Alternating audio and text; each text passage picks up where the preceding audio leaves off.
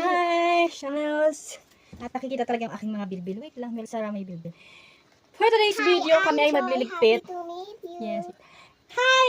For today's video kami ay mag-aayos ng gamit ni Eunice for tomorrow. Actually, naayos ko na siya, pero i-repeat natin siya, i-review natin parang exam. Para sure na kompleto. Kasi start na ng pasukan tomorrow, August 5. So, si Eunice ay magiging, what's your grade na? Kinder. Magiging kinder na si Buneknek. So, ayan, ayusin na natin yung kanyang gamit. Meron siyang gamit dito, yung bag na maliit. Kasi, kailangan small bag lang siya. Kasi may iwan yung ibang requirement, ay, mga ibang gamit niya dun sa school. So, kailangan natin kumpletohin. Ayan, na-complete ko na yung iba. Excuse me, baby ko. Can you move? Excuse me, baby ko. Can you move? Oh, wait lang. Oh, wait lang. We will check. We will check. We will check. Kasi andito ang kanyang pencil case. Scissors pa. Don't be maingay. Glue, scissors, Yung ibang gamit niya dito, other glues, hindi lahat bago. Yung iba, mga dati niya ng gamit. Pen. Iba parang hindi bili ng bili. tissue, Quiet anak, I'm talking. paintbrush. Siya nang nag-check. What's that? Sige. Sige. Para hindi tayo bili ng bili ng gamit, kung pwede pa yung mga gamit nila, kung pwede pa yung mga gamit nila last year, yun pa rin ang gagamitin. Gaya nito, gamit niya to last year, may mga sulat-sulat pa nga. May mga sulat-sulat pa siya. So, pinunasan ko lang. Ayan, para maging at least okay. Yan, meron siya pencil case. Tapos, yung mga pencil, na-sharpen ko na din siya. Tapos, meron na siyang eraser there. Nalagay na natin. And then, we have Dapat not there. the color. Dapat not there because it's supposed to be here. Oh. Here. Yes pala. This one, yung Crayola niya, bumili ako ng bago kasi wala na yung mga Crayola niya dati, dinidian na niya. So, jambong binili ko kasi, di ba madiin sila para hindi napuputol. Yan. So, tsaka hindi pa siya sanay kasi maghawak. So, yan. Ito, nakuha namin to. Parang may nagbigay. Hindi ko na matandaan. Si tita ko ata. So, yan. Gamit niya pa rin to last year, di ba? Ang ganda kasi may lagayan siya ng color, di ba? May lagayan siya ng color, yan. Ganyan. So, lalagay pa rin siya natin dito. You also tell. This one, the scissor, nilalagyan ko lahat ng label para may pangalan siya. This one, the pencil color, pencil. Here. And then ito, kailangan niya ng sabon. Dapat liquid, wala akong makita, so bumili na ako ng Safeguard. Para syempre, pag yung kailangan nilang mag-wash dun sa loob ng school, ganyan. So, I need tissue, yan. Next, wait, ito muna. We need, yung ano to? This poster. Poster, color, ano to? Basta ganyan. So, isang set yan. Here. Here, Here, super glues. Tapos, the set of painting brush also. And then glue. And then, ito yung kanyang glue. And then, glue stick also. Yung dalawan Don't here. forget And then, the tissue. And then, kailangan niya din ng kitchen napkin. Ayan. So, kailangan, may mga label niya. Yun lang naman yung mga, ito kasi iwanan na sa kanilang classroom. Para in case of need, nandun na lahat. Diba? Para hindi lagi nasa bag, ganyan, na kay teacher na to. Tapos, give me your box. Give me your box there. Kasi ang ilalagay lang dito sa bag niya is yung kanyang snack and yung communication notebook. Dito magsusulat si teacher kung ano yung mga announcement at saka mga need na sabihin. Diba? Ganyan. Give me the box. Give me na. Give me. So, tapos syempre, pag mga kinder, di ba, kailangan natin ng mga box. Gumawa ako ng box. Kinuha ko yung box ng anak ko. Sabi nga niya, Mama, bakit mo kinuha yung box ko? Sabi niya, yung Nike box niya ng shoes. So, kinuha na natin siya para naman presentable. Tapos, syempre, yan. Yan yung mga needs. Actually, kahit hindi sabihin, actually, kahit hindi sinasabi sa school, ng mga need ng mga ganito. Ako kasi, lagi akong may mga ganito. Kahit sa sasakyan, meron sa loob ng kotse, meron akong bag dun, na nandun lahat yung mga pang extra naming damit, lahat niya kami meron. Kasi syempre, pag may pinupuntahan ka, diba, tapos hindi ka nakapagdala ng extra damit, pag natapunan ka o nadumihan ka, at least meron na sa sasakyan, mga gamit. Kung wala akong sasakyan, yung bag ko, kaya alam mo, pag maalis ako, lalo pag maalis kami, dala-dala ko lahat yung aking bag. Ayun. Kapag lumalabas ako, meron akong bag na pang personal bag at may dala-dala akong bag na nasa tote bag. Ang laman nun, mga damit, mga t-shirt, mga damit ng mga anak ko, basta mga lahat, mga wipes, tsaka mga wait lang, nahulog kasi to. Nahulog yung aking light. Ayan. Lahat ng mga, basta yung mga gamot, mga pang first aid, yan, lagi ako naka-ready. Yung bag ko, laging may lamang gamot, ng mga biogesic, ganyan, mga paracetamol, meron na niyan ako cotton, band-aid, meron na rin akong betadine, basta may mga pang first aid na ako lagi yan sa loob ng aking bag. lagi yan. Kasi, di ba, hindi natin alam kung sakali, gano'n na kaya, alam niyo naman, sabi ko naman sa inyo, I'm so paranoid. Planing kasi ako. Yung kapag, tsaka ready ako lagi akong, ano ba tawag doon? Doon sa laging handa. Yung mga Girl Scout. Basta ganun. Ayan, so may mga plate, mga utensils siya dyan na kailangan daw. So, ito yung mga kanyang gamit, undies, yung kanyang socks, mga extra shirt and extra, andyan na rin. Then, meron din siya ditong extra slipper, tapos apron, tissue. Nakalimutan ko pala, kailangan din pala ng alcohol. Ayan, ilalagay natin tong alcohol dito. Ayan, ilalagay natin yung alcohol over there. So, ayan, ready na to for tomorrow na dadalhin sa school. O, diba? Ako ganyan din, kahit hindi sa school, kahit mga anak ko dati, kahit hindi inaano ng teacher, lagi ako nagpapadala. O kaya pag big bag na sila, lagi akong nakalagay doon. Sa mga bags nila, lagi ako naglalagay doon ng mga pang first aid. At saka yung mga pang extra clothes nila. Kasi alam niyo man mga bata, di ba? Pag lumalabas yan, kumain lang ng ice cream, natuluan, So, kailangan silang magpalit. Tapos, o kaya kapag sila ay pinagpapawisan, kailangan silang magpalit. Ganun. So, kailangan natin, tayo may mga anak, kailangan lagi tayong handa, lagi tayong preparado. Alam niyo, sa totoo lang, mula nung nagkaanak ako, hindi na ako nagbabag ng maliit. Lalo pag kasama ko sila. Pero pag ako lang mag-isa, ang bag ko talaga isling lang na small. Pero pag alam kong kasama ko sila, nako, dala-dala ko yan, parang malita ako lagi. Parang hindi pa ako namamalengke, parang galing na ako sa palengke. Ganun ang bag ko lagi. Kasi laging may nakahanda dyan mga gamit nila. So yun lang, na-prepare na namin ang mga need ni Eunice sa school. So ayan, abangan natin. Nakasimangot siya kasi, inistop ko kanina, pinatigil ko ang ingay, diba? Sabi ko, I'm vlogging. Sabi ko, nagsasalita ako ang ingay-ingay mo, sabi ko sa kanya. So ayun, bukas, abangan natin si Eunice kung magpapaiwan ba siya sa school o iiyak siya. Pero bawal kasi ang mami, di ba? Bawal lang mami doon sa Eunice? Bawal lang mami doon sa loob ng classroom, di ba? Di ba bawal? So yes. So tomorrow, let's see kung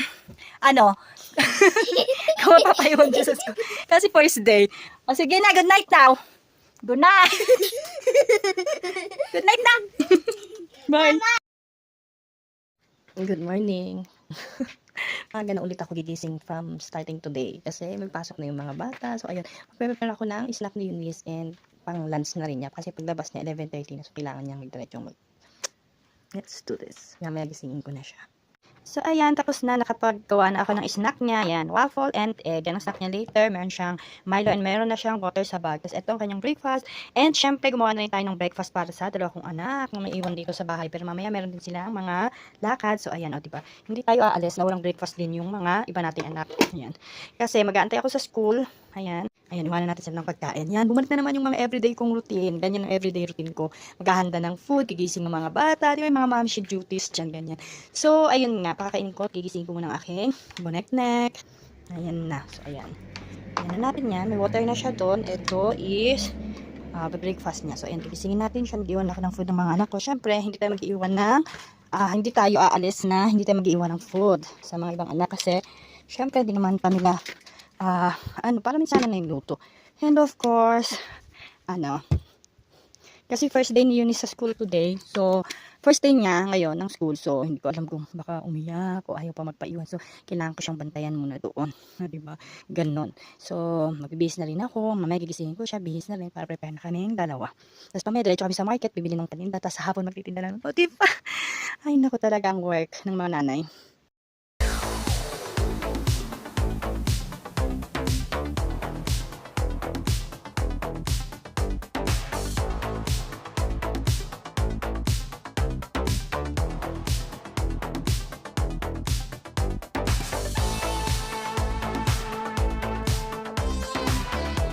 Ayan, we are ready na. Ready na si school girl. Say good morning. Good morning, Good morning. Ready na kami. Ang dami namin dalang bag. Yan. Kasi yan, para sa school niya. Ito yung bag niya. Ito yung mga extra niya na clothes, mga gamit namin. Ito yung pang-lunch niya later. This is my bag and yun. Antayin ko siya doon. Kasi 3 hours, 3, 8, 9, 10, 11. 3.5 hours. Kasi syempre, titingnan natin kung kasi first day, diba? Kung papasok siya ng kusa. Para starting tomorrow, pwede ko na siyang iwanan. Tapos, mamalengke ako saglit. So, this is my outfit. This is the outfit of my girl kasi wala pa silang uniform. So, buti na lang. Ayan, may nahiram kaming car. Ayun, pinahiram ni daddy niya tong car nang hiniram niya din. So, gagamitin muna natin habang nandito kasi baka kunin na rin siya by ay pag kinuha na siya, wala na kami gagamitin, maglalakad na kami. Malapit lang naman, yun nga lang pataas doon sa kabila. Malapit lang dito sa amin. So, ayun, let's go in the school. Buti may nahiram tayong car. And yun ang kagandahan kapag marunong kang mag-drive. Kasi kahit wala kang car, pwede kang manghiram para maipag-drive yung anak mo papunta sa school. Ganun. So, buti na lang, natuto ako nung bata pa lang ako. So, let's go na. Sige, para mabidyohan natin mamaya siya papunta sa school. Let's go, bye! Next time we will walk, okay?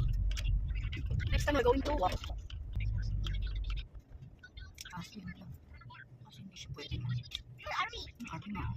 Come na. You see it? Yan na.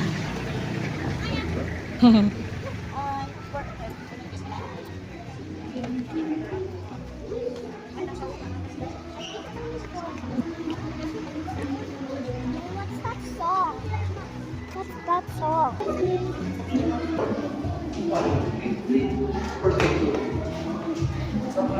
Eunice, you happy? Oh. Hi, yun yung mga kinder natin, oh. Come on.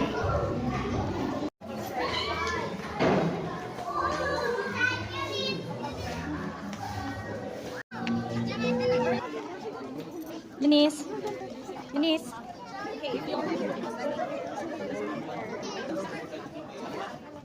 Eunice. Eunice, here ka.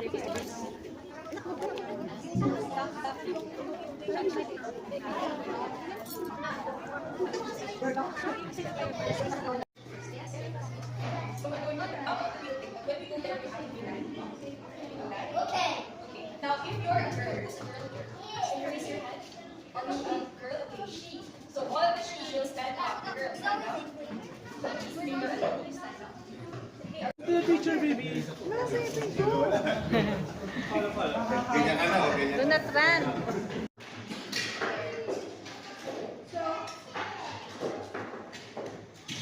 Yun, iwanan ko muna si Eunice doon sa classroom. Balikan ko siya later at may gagawin muna ako. So ayun, umuwi muna ako. Naglaba ako, nagsampay. Di ba may nagawa ako ng 2 hours. Balikan ko na si baby ko.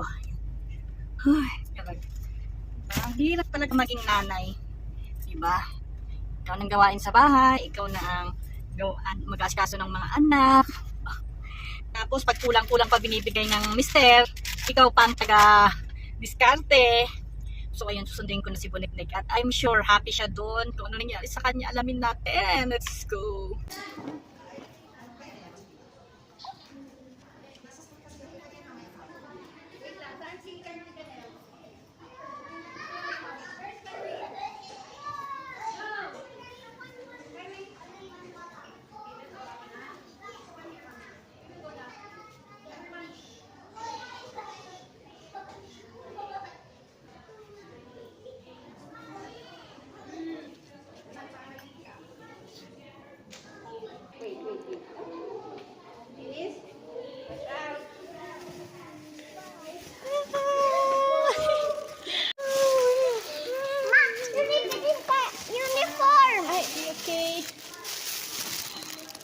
How's your school?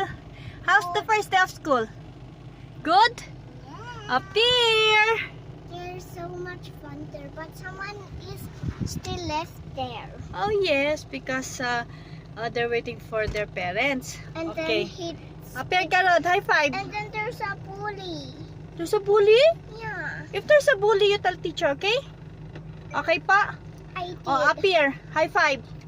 Love you. Daddy. Kiss. Bye!